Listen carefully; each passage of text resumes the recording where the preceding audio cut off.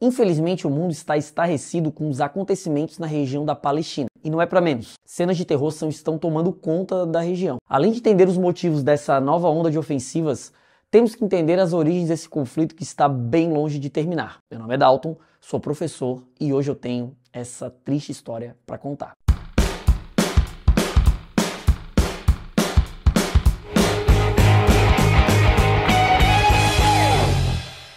Galera, aqui no canal eu vou direto ao ponto, então considere se inscrever se gostar do conteúdo e eu não fico interrompendo o vídeo para pedir isso, mas ajuda bastante. No dia 7 de outubro, o Hamas fez um ataque a Israel. O ataque durante a festividade judaica de Shimat Torah ocorreu 50 anos e um dia depois da Guerra de Yom Kippur, que é considerada um dos maiores conflitos da região. O líder do braço militar do Hamas, Mohammed Deif, disse que a ofensiva batizada de Operação Tempestade de Al-Aqsa foi uma resposta ao bloqueio de 16 anos a Gaza, aos ataques israelenses na cidade da Cisjordânia no ano passado, à violência no Monte do Templo, ao aumento dos ataques de colonos israelenses aos palestinos e à expansão dos assentamentos israelenses em território palestino. Nas redes sociais, as mobilizações, tanto para o lado israelense quanto para o lado palestino, são imensas. E devemos lembrar que em 2021 tivemos uma onda de enfrentamentos quando ocorreu a ameaça de despejo de dezenas de famílias palestinas que vivem no bairro de Sheikh Jarrah, em Jerusalém, desde os anos 50. Grupos israelenses alegavam que tinham propriedade das casas e essas foram adquiridas antes mesmo da criação do Estado de Israel em 1948, mas com o início dos confrontos o Tribunal Superior de Israel acabou adiando a decisão sobre o despejo ou não dessas famílias. Esses despejos e conflitos ocorrem pois há décadas israelenses têm ocupado áreas habitadas por palestinos por meio de assentamentos, tanto em Jerusalém quanto na Cisjordânia. Essas ocupações são consideradas ilegais por leis internacionais. A ONU já se manifestou várias vezes contrárias a essa ocupação, mas Israel argumenta que esses assentamentos são estratégicos para a defesa de sua integridade. Mas qual a real origem dessa hostilidade entre israelenses e palestinos? Para responder essa pergunta, vamos retornar lá para a Idade Antiga. O território atual que abriga o Estado de Israel e a Palestina sempre foi alvo de disputa desde o período antigo, quando os hebreus se instalaram lá e estabeleceram aquela região como a terra prometida por Deus para esse povo. Vale lembrar que os hebreus irão originar os judeus e que o povo originário dos palestinos também já ocupava a região. Com a dominação romana da região a partir do século I d.C., os judeus são forçados a sair, iniciando a diáspora, se espalhando principalmente pela Europa. Esse processo de diáspora dura bastante tempo e a partir do século VII, com a expansão do islamismo, os árabes começam a ocupar a Palestina, com pequenas comunidades judaicas ainda se mantendo na região. Engana-se quem acha que a relação era conflituosa, ou que as questões religiosas sempre foram determinantes para a relação entre os dois povos. No século XV, a região é ocupada pelo Império Turco-Otomano, e em várias situações árabes israelenses se uniram para lutar contra as arbitrariedades do Império, e registros mostram que a convivência entre os dois povos era pacífica e cordial. Mas no século XIX surge uma ideia que vai mudar os rumos dessa história, o sionismo, criado pelo jornalista Theodor Herzl, estabelece a seguinte ideia: os judeus, em sua maioria, estavam espalhados pelo mundo. Deveriam então novamente se unir em um Estado, e o local escolhido foi a terra ocupada pelos hebreus no período antigo, a Palestina. Uma das justificativas para formular essa ideia era o antissemitismo que crescia cada vez mais na Europa. E para quem não sabe o que é antissemitismo, é basicamente a aversão aos povos semitas, que nesse caso eram os judeus. Então, entre 1882 e 1923, incentivados pelo sionismo, estima-se que quase 100 mil judeus migraram para a Palestina e se fixaram lá. Nesse contexto já começam os primeiros conflitos. Em 1920, a região passou a ser controlada pelos britânicos, já que no final da Primeira Guerra Mundial o Império Turco-Otomano tinha se desfacelado. Na realidade, antes mesmo do fim da guerra e da queda do Império Turco-Otomano, França e Inglaterra haviam estabelecido um acordo secreto de partilha da região, o Acordo de Sykes-Picot. Mas olha só a sacanagem dos britânicos.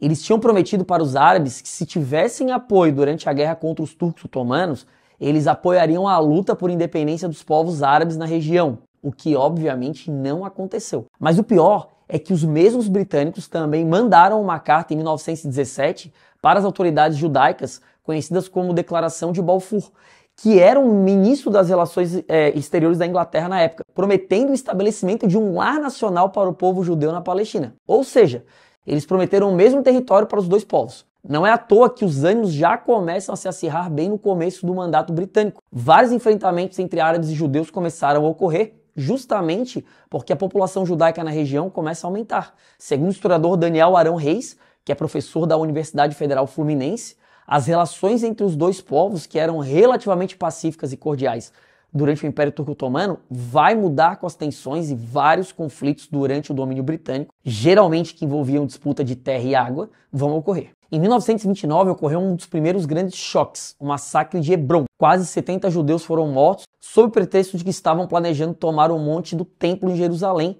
local que é conhecido como Esplanada das Mesquitas, sagrado tanto para judeus quanto para os árabes. Em 1936 inicia a Rebelião Árabe. Esse movimento não era exatamente contra os judeus, mas contra a dominação britânica, que vai acabar reagindo com violência. Estima-se que entre 1936 e 1939, mais de 5.000 árabes foram mortos e incontáveis feridos. Para diminuir as tensões, o governo britânico começa a adotar medidas restringindo a imigração judaica, motivada pelo sionismo, mas que não surtem o efeito esperado. Estima-se que a década de 40, 85.000 judeus chegam de maneira clandestina à Palestina. Um dos eventos mais emblemáticos desse período é quando o navio Êxodos, que partiu da França com mais de 4.500 judeus em 47, com destino à Palestina, foi impedido por autoridades britânicas de atracar no porto de Haifa. Detalhe, a maioria eram sobreviventes do Holocausto, um dos eventos mais tristes da Segunda Guerra Mundial, onde milhares de pessoas foram exterminados em campos de concentração nazistas e uma boa parte era judeu. Vários grupos judeus armados começaram a se organizar e atacaram prédios dos oficiais britânicos. E em um desses ataques, um hotel usado por oficiais e burocratas foi atingido por um atentado à bomba. O saldo total foi 91 mortos. Com a tensão escalando de maneira assustadora, mais de 700.000 palestinos entre 47 e 48 começaram a formar campos de refugiados em países vizinhos, fugindo da guerra e da violência que grupos judeus estabeleciam nas cidades e nas áreas rurais, em uma das maiores catástrofes humanitárias do século XX. A Inglaterra, diante da incapacidade de ação na região, entrega a responsabilidade para a recém-criada ONU, que deveria dar uma solução para o problema, que a Inglaterra tinha uma parcela significativa de culpa. Em 47 foi elaborada a partilha dos territórios entre árabes e judeus, com o plano de criação do Estado de Israel. Esse foi o mapa proposto. 53% do território ficaria com os judeus, que já contava com mais ou menos 600.000 habitantes, e o restante com os árabes, com uma população de 1.400.000 pessoas. Jerusalém, alvo das disputas até hoje, ficaria sob controle internacional, já que era sagrada e simbólica para os dois povos. Em 14 de maio de 48, o Estado de Israel proclama sua independência, mesmo com as autoridades árabes não aceitando o plano de divisão proposto pela ONU.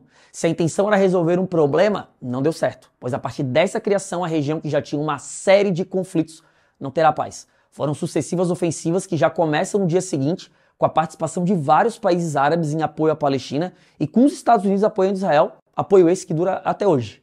Esse é um dos momentos mais catastróficos dessa relação. Milhares de palestinos são expulsos de suas casas. É importante levar em consideração esse fator, não para justificar as ações do Hamas, mas até para entender também a luta do povo palestino. Em 1949, essa primeira ofensiva de Israel acaba com uma redução significativa de territórios palestinos, que começa a ser reduzido a 2 territórios, faixa de Gaza e Cisjordânia, que é a maneira como o mapa está dividido ainda hoje. Em 56, temos uma ação armada envolvendo Israel contra o Egito na crise do Canal de Suez. Isso vai criar, pelo menos nesse período, uma concepção de união do mundo árabe contra a ocupação de Israel na região, o que explica a presença de diversos países nos conflitos posteriores, como a Guerra do Líbano e contra a Síria. Mas é em 67, com a Guerra dos 6 Dias, que temos o momento de maior mudança nas fronteiras. Com um ataque surpresa e massivo, Israel ocupou a Península do Sinai, áreas da faixa de Gaza, Cisjordânia e das colinas de Golã, basicamente triplicando seu território. Nesse momento, Israel também estabelece a ideia de que Jerusalém deveria ser reconhecida como capital, o que também é negado pela maioria dos países e pela ONU, mas que recentemente os Estados Unidos, sob a gestão do Trump, foi um dos primeiros grandes países a fazer esse reconhecimento. A ONU reage a esse ataque massivo e ordena a devolução incondicional dos territórios ocupados por Israel, que não aconteceu até hoje. As disputas vão continuar com a Guerra de Yom Kippur em 1973, um ataque planejado por uma coalizão de países árabes tentando tomar territórios israelenses que foram anexados na Guerra dos 6 Dias. Em meio a isso tudo, 2 grupos emergem entre os palestinos, o Fatah e o Hamas. O Fatah foi surgir da OLP, que é a Organização da Libertação da Palestina, que começou como um grupo armado de enfrentamento a Israel, teve como um dos líderes Yasser Arafat, e que acabou mudando de postura e tentando estabelecer acordos de paz com Israel, o que inclusive rendeu um prêmio Nobel da Paz para ele e para Yitzhak Rabin, que era o primeiro-ministro de Israel em 1994. Mas infelizmente as negociações não avançaram, pois Rabin foi assassinado por um radical de extrema-direita que não aceitava esse acordo. O Fatah é o grupo político predominante na Cisjordânia. Atualmente tem diálogo com Israel, mas exige a volta das fronteiras para o plano original da ONU. Já o Hamas, grupo que inclusive lidera os ataques atuais contra Israel, surge em 1987, contra a ocupação israelense na Cisjordânia e faixa de Gaza, na chamada Primeira Intifada. A grande diferença em relação ao Fatah é que no seu estatuto existe uma cláusula que determina que um dos objetivos do Hamas é a destruição de Israel. Ou seja, não existe reconhecimento de Israel, da mesma forma que Israel também não reconhece a Palestina. Em 2017, o grupo suavizou seu estatuto, continua não reconhecendo Israel, mas aceita formalmente a criação de um Estado palestino com uma divisão de territórios provisórias baseada no plano original de 47 também. Vale lembrar que o Hamas é um grupo responsável pela faixa de Gaza, mas como falado anteriormente, Israel se recusa a devolver os territórios ocupados desde 1947. Aqui eu queria deixar claro uma coisa. Antes que alguém comente que o Hamas é um grupo terrorista, o Brasil oficialmente não reconhece grupos que são também não reconhecidos pelo Conselho de Segurança da ONU.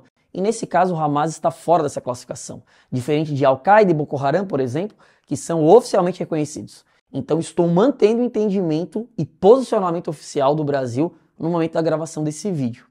Atualmente o mapa da região se encontra dessa forma. Cisjordânia e faixa de Gaza são territórios pequenos que abrigam uma grande população árabe.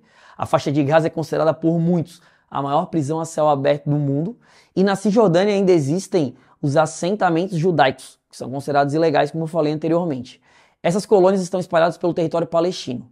Muitas são protegidas por militares israelenses e o acesso a elas é proibido aos árabes. Esses assentamentos promovem uma separação de cidades palestinas e acaba dificultando conexões e transportes, e o desenvolvimento da infraestrutura do território ali da Cisjordânia. Muitos especialistas em questão árabe-israelense afirmam que esses assentamentos são também um entrave para a formação do Estado palestino, o que acaba aumentando ainda mais a tensão e, por consequência, motiva conflitos como os que estão ocorrendo agora.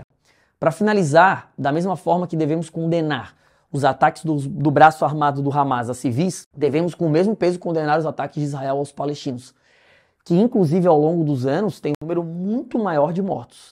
O que vemos então é uma guerra que está longe de acabar. E quem sofre é a população. Segundo os dados da ONU, mais da metade dos palestinos e israelenses mortos nos últimos anos eram civis. Galera, é isso. Não se esqueça de comentar o que você achou, deixar aquele like. Gostaria de recomendar para vocês também acompanhar o podcast Xadrez Verbal. Eu tirei muita informação de lá e vale a pena para entender o conflito e aprofundar um tema. Eu vou ficando por aqui, espero vocês no próximo vídeo. Valeu, galera!